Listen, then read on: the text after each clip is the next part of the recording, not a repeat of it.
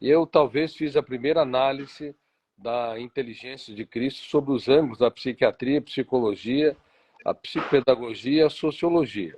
Se eu estivesse na época da Inquisição, eu seria o primeiro a ser atirado na fogueira, tá certo?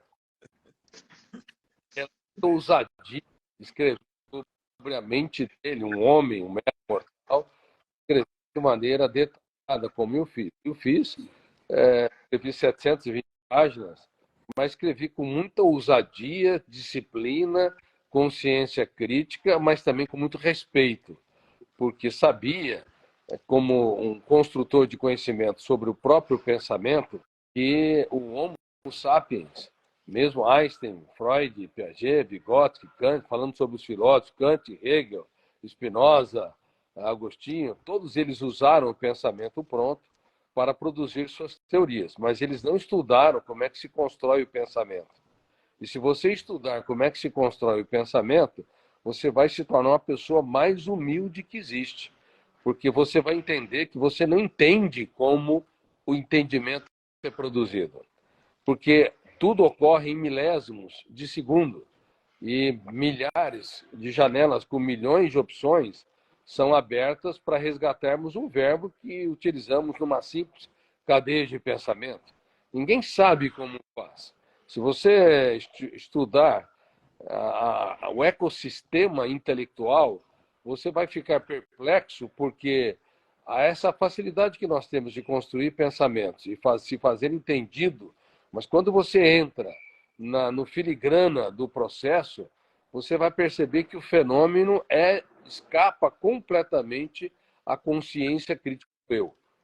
Eu penso, eu desenvolvo ideias, desenvolvo teses, eu oriento meus alunos nos seus postulados, nas suas hipóteses, mas quando eu estudo quem sou e como sou a partir dos pensamentos, eu sou um ser humano a ser descoberto. Cada ser humano é um ser humano a ser descoberto. Por isso que cada pensamento é uma loucura. Os processos são completamente fora da capacidade de apreensão do psiquismo humano. Até porque vocês estão me vendo, me ouvindo. Para que vocês se entendam, são milhões de processos que estão ocorrendo sem que vocês tenham controle, tá certo? E por isso que nem um paciente em surto psicótico, que tem um delírio de grandeza ou paranoia, acha que o mundo persegue, ou um paciente com depressão, bipolar, ânimo excessivo, com desânimo excessivo, ou então um paciente com síndrome de pânico, uma sensação súbita e urgente que vai morrer ou desmaiar, nenhum deles tem uma intelectualidade pequena.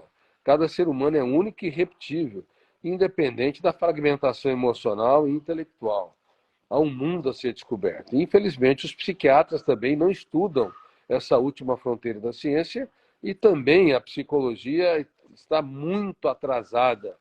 Estamos no tempo da pedra em relação a essa última fronteira da ciência.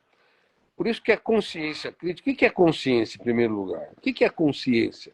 O que é você estar consciente num determinado ambiente que você é único e irrepetível, que você é insubstituível? Como é que você surge? Como é que surge na tua mente a consciência? Pode o chat GPT ter consciência? Pode a inteligência artificial ter consciência? Não, ela nunca vai ter. Eles serão sempre seres inexistentes para si mesmos, porque a consciência arrasta a emocionalidade e a consciência gera a dúvida. A dúvida, a insegurança, o medo, a raiva, os ciúmes são atributos de uma consciência complexa demais. Ainda que danosa, perturbada, conflitante, só o ser humano pode sentir essas emoções e ter essa consciência. Ao passo que a inteligência artificial será sempre escravo de estímulos programados. Nunca terá uma dúvida. Nunca sofrerá, por exemplo, glossofobia, medo de falar em público, ou medo de lugar fechado. Então, a consciência crítica é consciência de que você é um ser humano que tem a percepção de que é único e não é o outro ou os outros no meio ambiente, e de que você pode e deve analisar suas falhas, seus erros e perceber que você pode reinventar ou num continuismo tolo. Por exemplo, quem é marido e esposa, que são especialistas em elevar o tom de voz quando discutem, eles têm a necessidade neurótica de ganhar discussão e perde o coração. Mães que estão diante dos seus filhos, quando repete a mesma correção 2 vezes, elas são um pouco chatas. 3 vezes, muito chatas. 4 vezes ou mais, são super chatas e insuportáveis. Então, pais que não têm consciência crítica, elas repetem os mesmos erros e vão perdendo filhos. Colaboradores, executivos, que estão diante dos pares, que têm necessidade de apontar falhas. Quem é um apontador de falhas ou um criticista, seja um executivo, seja um professor de sala de aula, está apto para consertar máquinas, porque não exerce arte da dúvida, que é o fruto excelente da consciência crítica. Não exerceu a capacidade de perceber que é um ser humano em construção, que é outro fruto excelente da consciência crítica. Nunca sou um ser humano acabado. Eu sou um eterno aprendiz. Sou eterno aprendiz porque eu não sei nada sobre como eu construo pensamentos. Não sei quase nada sobre o que é existir, pensar do ponto de vista estritamente filosófico, psicológico e psiquiátrico.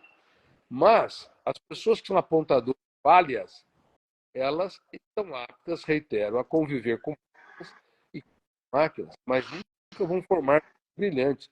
Por isso, centenas de milhões de pais querem manter sua autoridade, mas vivem num continuismo errático porque não têm consciência da sua pequenez, da sua falibilidade, da sua fragilidade, das suas loucuras.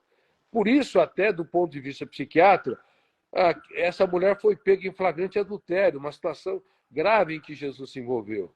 E ele falou, na primeira resposta ele escrevia na areia, porque não queria submeter, como a Camila falou, a ser um consumidor emocional irresponsável. Comprar a ofensa, o ódio que ele não construiu. No segundo momento, ele disse, para espanto da psiquiatria e psicologia dos atores daquela época, ok, pode apedrejá-la, mas não tem erros e falhas.